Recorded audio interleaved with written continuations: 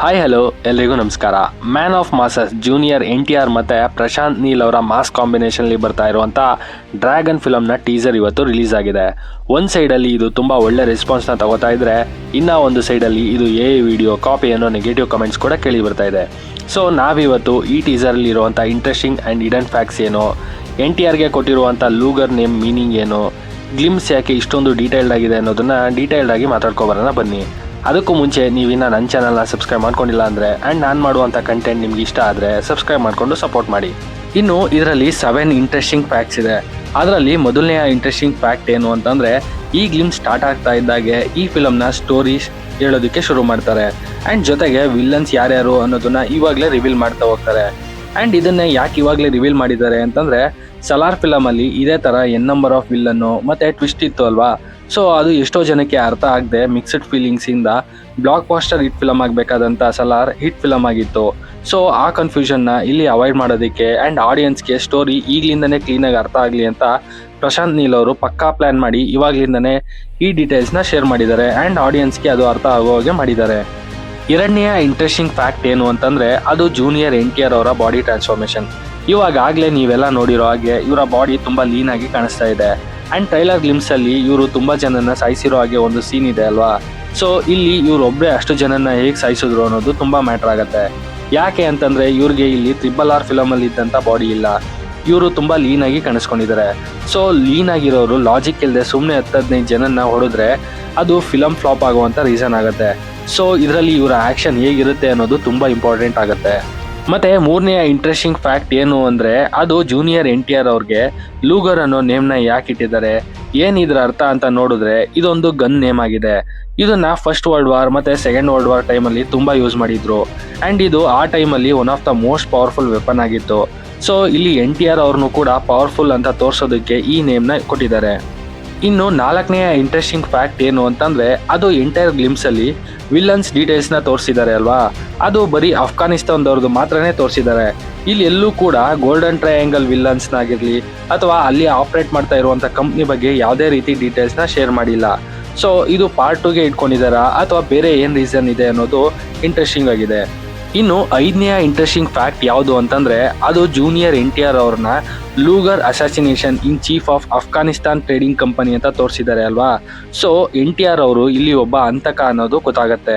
ಮತ್ತು ಇಲ್ಲಿ ತುಂಬ ಜನ ಡೆತ್ ಆಗಿದೆ ಆ್ಯಂಡ್ ಇವರೆಲ್ಲರೂ ಕೂಡ ಅಫ್ಘಾನಿಸ್ತಾನವರೇ ಆಗಿರೋದ್ರಿಂದ ಇಲ್ಲಿ ಇಂಟರ್ನಲ್ ವಾರ್ ಆಗಿರಬೇಕು ಅಥವಾ ಜೂನಿಯರ್ NTR ಅವರು ಈ ಫಿಲಮಲ್ಲಿ ಒಬ್ಬ ರಾ ಏಜೆಂಟ್ ಆಗಿರಬೇಕು. ಮತ್ತು ಆರನೇ ಇಂಟ್ರೆಸ್ಟಿಂಗ್ ಫ್ಯಾಕ್ಟ್ ಏನು ಅಂತಂದರೆ, ರುಕ್ಮಿಣಿ ವಸಂತ್ ಅವರ ಇಂಟ್ರೊಡಕ್ಷನ್ ವಿಡಿಯೋಗೂ ಮುಂಚೆ ಮಗು ಅಳ್ತಾ ಇರುವಂಥ ಒಂದು ಸೌಂಡ್ ಬರುತ್ತೆ. ಅದಾದಮೇಲೆ ರುಕ್ಮಿಣಿ ವಸಂತ್ ಅವರು ಆ ಮಗುನ ಸಮಾಧಾನ ಮಾಡ್ತಾ ಇರ್ತಾರೆ.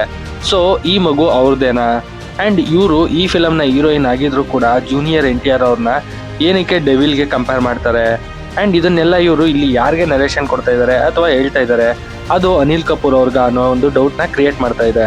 ಇನ್ನು ಏಳನೆಯ ಇಂಟ್ರೆಸ್ಟಿಂಗ್ ಫ್ಯಾಕ್ಟ್ ಯಾವುದು ಅಂತಂದರೆ, ಅದು ಪ್ರಶಾಂತ್ ನೀಲ್ ಅವರು ಇಲ್ಲಿ ಯಾವ ಸೆಂಟಿಮೆಂಟಿಂದ ಬರ್ತಿದ್ದಾರೆ ಅನ್ನೋದು. ಬಿಕಾಸ್ KGF ಆಗಿರ್ಬೋದು, ಸಲಾರ್ ಎಲ್ಲದರಲ್ಲೂ ಕೂಡ ಮದರ್ ಸೆಂಟಿಮೆಂಟ್ ಇತ್ತು ಅಥವಾ ಫ್ರೆಂಡ್ಶಿಪ್ ಸೆಂಟಿಮೆಂಟ್ ಇರ್ತಿತ್ತು. ಬಟ್ ಇದರಲ್ಲಿ ಯಾವ ಸೆಂಟಿಮೆಂಟ್ ಅನ್ನೋದನ್ನು ಇವರು ರಿವೀಲ್ ಮಾಡಿಲ್ಲ. ಅಷ್ಟೇ ಅಲ್ಲ, ಇದರಲ್ಲಿ ಇಂಡಿಯನ್ ಆ್ಯಕ್ಟರ್ಗಳ ತುಂಬ ದೊಡ್ಡ ಲಿಸ್ಟೇ ಇದೆ, ಆದರೆ ಅವ್ರದ್ದು ಯಾರನ್ನೂ ಕೂಡ ಇಲ್ಲಿ ತೋರಿಸಿಲ್ಲ ಸರಿಯಾಗಿ. ಆ್ಯಂಡ್ ಇವರ ಬ್ಯಾಕ್ ಸ್ಟೋರಿ ಇದೆ ಅಂತ ಹೇಳ್ತಿದ್ದಾರೆ. ಆ ಬ್ಯಾಕ್ ಸ್ಟೋರಿ ಅನ್ನೋದು ಏನು ಅನ್ನೋದು ಇಲ್ಲಿ ಡೌಟ್ನ ಕ್ರಿಯೇಟ್ ಮಾಡ್ತಾ ಇದೆ. ಇನ್ನು ಈ ಗ್ಲಿಮ್ಸಲ್ಲಿ ಅಥವಾ ಈ ಡ್ರ್ಯಾಗನ್ ಫಿಲಮ್ ಬಗ್ಗೆ ಕೇಳಿ ಬರ್ತಾ ಇರುವಂಥ ನೆಗೆಟಿವ್ ಏನು ಅಂತಂದರೆ, ಪ್ರಶಾಂತ್ ನೀಲ್ ಅವರು KGF ಆ್ಯಂಡ್ ಸಲಾರ್ ಥರನೇ same colour shade, same mass action and ಅದೇ ಗ್ಯಾಂಗ್ಸ್ಟರ್ ಸ್ಟೋರಿ ಯೂಸ್ ಮಾಡ್ತಾ ಇದ್ದಾರೆ. ಹೊಸದು ಏನೂ ಇಲ್ಲ ಅನ್ನೋ ನೆಗೆಟಿವ್ನ ಕೇಳ್ತಾ ಇದ್ದೀವಿ ಅಲ್ವಾ. ಆದರೆ ಒಂದೇನು ಅಂತಂದರೆ, ಎಲ್ಲ ಫಿಲಮಲ್ಲೂ ಕೂಡ ಹೀರೋ ಇರ್ತಾರೆ, ಹೀರೋಯಿನ್ ಇರ್ತಾರೆ ಅಥವಾ ಡೈರೆಕ್ಟರ್ ಇರ್ತಾರೆ ಅಂತ ಎಲ್ಲ ಫಿಲಮ್ನು ಸೇಮ್ ಅಂತ ಹೇಳೋದಕ್ಕಾಗತ್ತಾ? ಇಲ್ಲ ಅಲ್ವಾ. ಹಾಗೆ ಇದು ಕೂಡ ಡಿಫ್ರೆಂಟ್ ಅನ್ನೋದನ್ನು ನಾವು ಅರ್ಥ ಮಾಡ್ಕೋಬೇಕು. ಬಟ್ ಇಲ್ಲಿ ಡಿಫ್ರೆಂಟ್ ಕಾನ್ಸೆಪ್ಟ್ ಇದೆ, ಇದು ಇಂಟರ್ನ್ಯಾಷನಲ್ ಲೆವೆಲಲ್ಲಿದೆ. ಸೊ ಅದು ಬೇರೆ ಇದು ಬೇರೆ ಅನ್ನೋದು ನನ್ನ ಅನಿಸಿಕೆ. ಮತ್ತು ಈ ಟೀಸರ್ ಅಥವಾ ಗ್ಲಿಮ್ಸ್ ರಿಲೀಸ್ ಆದಾಗಲಿಂದ ಒಂದು ಶಾಕಿಂಗ್ ನ್ಯೂಸ್ ಕೇಳಿ ಬರ್ತಿದೆ. ಅದೇನು ಅಂತಂದರೆ, ಈ ಫಿಲಮ್ ನಡೆಯೋದು 1967 to 1980 ಪೀರಿಯಡ್ ಆಫ್ ಟೈಮಲ್ಲಿ. ಹಾಗೆ KGF ಅಲ್ಲಿ ಯಶ್ ಅವರು ಕಾಣಿಸ್ಕೊಳ್ಳೋದೇ ಇರುವಂಥ 3 years ಗ್ಯಾಪ್ ಇದೆ ಅಲ್ವಾ, ಅದು ಕೂಡ ಇದೇ ಪೀರಿಯಡ್ ಆಫ್ ಟೈಮಲ್ಲಿ ನಡೆಯೋದ್ರಿಂದ ಎರಡಕ್ಕೂ ಪ್ರಶಾಂತ್ ನೀಲ್ ಅವರು ಲಿಂಕ್ ಮಾಡ್ತಾರೆ, ಒಂದು ಯೂನಿವರ್ಸ್ನ ಕ್ರಿಯೇಟ್ ಮಾಡ್ತಾ ಇದ್ದಾರೆ ಅನ್ನೋ ಒಂದು ನ್ಯೂಸ್ ವೈರಲ್ ಆಗ್ತಾ ಇದೆ. ಬಟ್ ಇದು ಇನ್ನೂ ಎಲ್ಲೂ ಕೂಡ ಕನ್ಫರ್ಮ್ ಆಗಿಲ್ಲ, ಮುಂದೆ ಏನಾಗುತ್ತೆ ಅಂತ ಕಾದು ನೋಡಬೇಕು. ಮತ್ತು ಡ್ರ್ಯಾಗನ್ ಫಿಲಮ್ ಕೂಡ ದುರಂಧರ್ ಫಿಲಮ್ ಥರನೇ ಪಾರ್ಟ್ 1 ಆ್ಯಂಡ್ ಪಾರ್ಟ್ 2 ಆಗಿ ಬರ್ತಾ ಇದೆ. ಆ್ಯಂಡ್ ಇದರ ಪಾರ್ಟ್ 2ನ ಪಾರ್ಟ್ 1 ಜೊತೆನೇ ಶೂಟಿಂಗ್ ಕಂಪ್ಲೀಟ್ ಮಾಡಬೇಕು ಅಂತ ಹೇಳಿ ಇವರು ನೆಕ್ಸ್ಟ್ ಇಯರ್ಗೆ ರಿಲೀಸ್ ಪ್ಲ್ಯಾನ್ನ ಮಾಡ್ಕೊಂಡಿದ್ದಾರೆ. ಇಲ್ಲ ಅಂದಿದ್ರೆ ಇದರ ಪಾರ್ಟ್ 1 ಬಂದು ಇದೇ ಜುಲೈಗೆ ರಿಲೀಸ್ ಆಗಬೇಕಿತ್ತು. ಮೊದಲನೇದಾಗಿ ಈ ಟೀಸರ್ ಅಲ್ಲಿ ಅಥವಾ ಗ್ಲಿಮ್ಸ್ ಅಲ್ಲಿ ಎ ವಿಡಿಯೋನ ಯೂಸ್ ಮಾಡಿದ್ದಾರೆ ಅನ್ನೋದ್ರ ಬಗ್ಗೆ ಮಾತಾಡೋದಾದ್ರೆ, ಹೌದು, ಇದು ಎ ವಿಡಿಯೋನ ಯೂಸ್ ಮಾಡಿದ್ದಾರೆ. ಆದರೆ ಕಂಪ್ಲೀಟ್ ಟೀಸರ್ ಅಲ್ಲ, ಸ್ಟಾರ್ಟಿಂಗ್ ಅಲ್ಲಿ ಬರುವಂತ 10 to 15 ಸೆಕೆಂಡ್ ವಿಡಿಯೋ ಮಾತ್ರ. ಯಾಕೆ ಅಂತಂದ್ರೆ ಇವಾಗ 1950 ಸೆಟ್ನ ಹಾಕಿ ಅಷ್ಟೊಂದು ಜನರನ್ನ ಸೇರಿಸಿ ಜಸ್ಟ್ 1 ಮಿನಿಟ್ಗೋಸ್ಕರ ಅಷ್ಟೊಂದು ದುಡ್ಡನ್ನ ಖರ್ಚು ಮಾಡೋದಕ್ಕೆ ಆಗಲ್ಲ ಅಲ್ವಾ. ಸೊ ಇವರು ಆ 10 to 15 ಸೆಕೆಂಡ್ ವಿಡಿಯೋನ ಎ ಮುಖಾಂತರ ಮಾಡಿದ್ದಾರೆ.